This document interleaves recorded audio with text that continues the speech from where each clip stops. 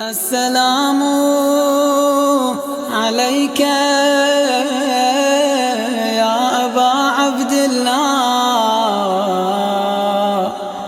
السلام عليك يا ابن رسول الله بائیسویں دن کے روزے کی دعا اللہم افتح لی فیہ ابواب فضلک وانزل علی فیہ برکاتک ووفقنی فیہ لموجبات مرضاتک واسکنی فیہ بحبوبات جناتک یا مجیب دعوت المضطرین۔ آج کی دن کی دعا کی فضیلت، جو شخص بھی اس کو تلاوت کرے گا اللہ اسے منکر نکیر سکرات موت کے مسئلے کو اس پر آسان فرمائے گا اور پروردگار اس کو ثابت قدم رکھے گا۔ بائیسویں روزے کے ثواب کو اللہ کے رسول نے ایسے بیان کیا کہ پروردگار تمہارے پاس ملک الموت کو اس طرح سے بھیجے گا جس طرح وہ انبیاء کے پاس بھیجتا ہے، اور تم سے منکر نکیر کا خوف اٹھا لیا جائے گا، دنیا کے غم اور عذاب قبر کو تم سے دور کر دے گا۔ ماہ مبارک رمضان اور روزوں کے مسائل کا بیان۔ اگر کوئی انسان مسافر ظہر سے پہلے وطن میں پہنچ جائے یا ایسی جگہ پہنچ جائے کہ جہاں پر اسے وطن قرار دینا چاہتا ہو، 10 دن قیام کرنا چاہتا ہو، تو روزے کا کیا حکم ہے؟ جواب: اگر مبتلات روزہ میں سے کوئی کام انجام نہ دیا ہو تو اس دن کا روزہ اس پر واجب ہے، اور اگر کوئی کام انجام دے دیا ہو ایسا جس سے روزہ باطل ہو جاتا ہے، مثلا کچھ کھا اور پی لیا ہو، تو اس دن کا روزہ نہیں رکھے گا، البتہ بعد میں اسے قضا انجام دینا ہوگی۔ ماہ رمضان کی 22ویں رات کے اعمال۔ مولائے متقیان علیہ السلام نے ارشاد فرمایا کہ اگر کوئی شخص 22 ماہ رمضان کی رات 8 رکعت نماز پڑھے گا 2 رکعت کر کے، تو اس کے لیے جنت کے 8 دروازے کھول دیے جائیں گے، اور وہ جس دروازے سے چاہے گا داخل جنت ہو جائے گا۔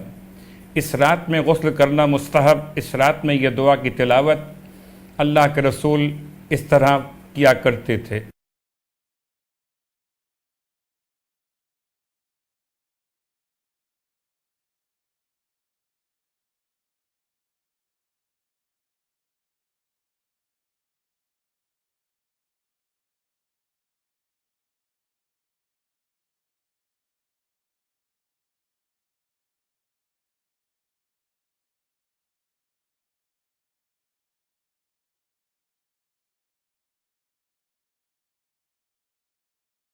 ماہ مبارک رمضان کی یہ 22ویں شب کے بعد 22ویں دن کی دعا کے ساتھ اب شب 23 سے ذرا سا تعلق جوڑتے ہوئے کچھ اعمال کا بیان۔ شب قدر، شب 19، شب 21 اور شب 23 روایات کے اعتبار سے سب سے زیادہ جو قریب ہے شب قدر کے عنوان میں، وہ شب 23 ان اعمال کے ساتھ کہ جو مشترک اعمال بیان کیے جا چکے 19ویں شب کے اعمال کے بیان میں کچھ اعمال مخصوص ہیں۔ 23ویں شب کے غروب آفتاب کے نزدیک غسل کرنا، محمد اور آل محمد علیہ السلام پر درود بھیجنا، زیارت امام حسین علیہ السلام بجا لانا، 100 رکعت نماز کا پڑھنا 2 رکعت کر کے، دعائے جوشن کبیر کی تلاوت کرنا، سورہ دخان کا پڑھنا، سورہ عنکبوت اور سورہ روم کی تلاوت کرنا، اور 1000 مرتبہ سورہ قدر کی تلاوت کرنا۔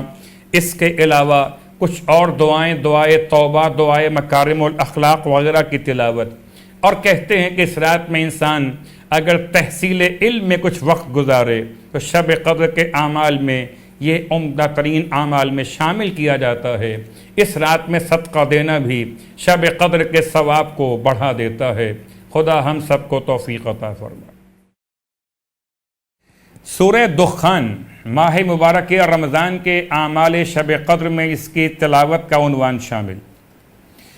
اس کا ثواب کہ سورہ دخان لکھ کر اپنے پاس رکھے تو وہ شیطانوں کے مکر سے محفوظ رہے گا، اور اگر کوئی سورہ دخان لکھ کر اپنے سرہانے رکھے گا اچھے خواب خدا اسے نصیب فرمائے گا اور رات کے مصائب سے پرامن رہے گا۔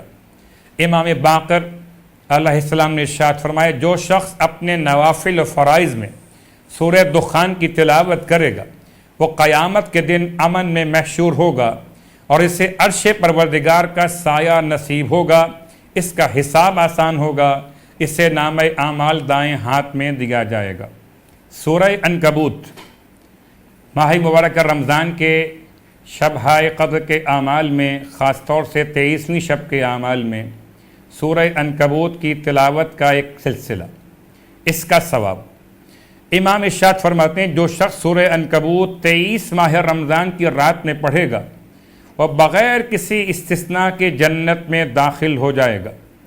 اللہ کے رسول نے ارشاد فرمایا جو کوئی سورہ عنکبوت روزانہ تلاوت کرے خدا اسے اس سورہ کے ہر حرف کی تعداد کے برابر نیکی عطا فرمائے گا۔ جس شخص کی اولاد نہ ہوتی ہو وہ روزانہ 3 دفعہ سورہ عنکبوت پڑھے، انشاءاللہ صاحب اولاد ہو جائے گا۔ سورہ روم قرآن مجید کے 30ویں سورہ کا سلسلہ، ماہ رمضان کی 23ویں رات سورہ روم کا پڑھنا بہت فائدہ مند۔ جو شخص سورہ روم دن کے وقت میں پڑھے گا تو اس دن اور رات میں اس کی کوئی چیز ضائع نہ ہوگی، اور اگر کوئی چیز ضائع بھی ہو گئی تھی تو پروردگار سے واپس لوٹا دے گا۔ اگر کوئی انسان سورہ روم مشک و زعفران سے لکھ کر اپنے پاس شیشے کے برتن میں رکھے، اس کا منہ اچھی طرح سے بند کر دے، اپنے پاس رکھے، تو باذن پروردگار اس کا دشمن ذلیل و خوار ہو جائے گا۔ پروردگار سے التماس کہ خدا ہم کو ماہ مبارکہ رمضان کی دعا اور ماہ مبارکہ رمضان کے تلاوت قرآن کا شوق عطا فرمائے۔ والسلام علیکم ورحمۃ اللہ وبرکاتہ۔